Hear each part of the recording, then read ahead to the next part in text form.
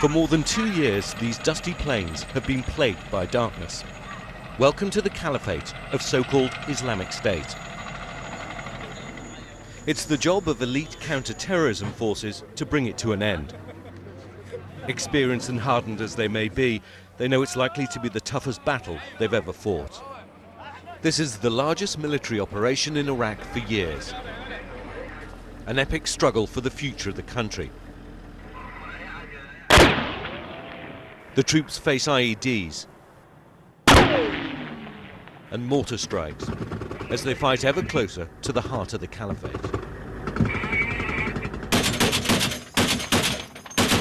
Mosul is ground zero for Islamic State and a fundamental part of Iraq for these men. No surprise, both are ready to fight to the death to control it.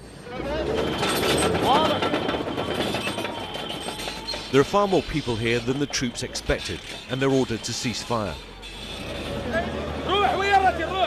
So many Iraqis have known nothing other than a state of war. Civilians have been constantly caught in the crossfire.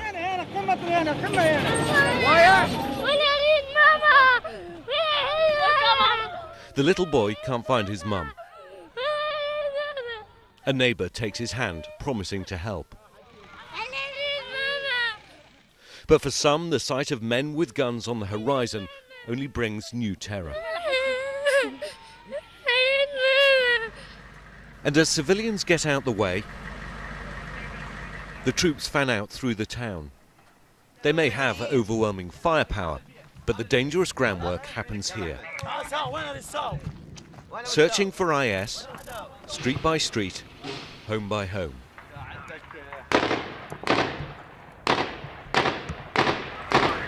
This town was declared liberated days ago, and yet troops from the counter-terrorism force are still having to clear house by house to make sure there are no remnants of Islamic State left. The battle for Mosul matters to Britain and America, to the people of Paris and Brussels, but above all, this is personal for many Iraqis. The message for Daesh that they have to leave the Mosul city, and we will take the city if they like that or not.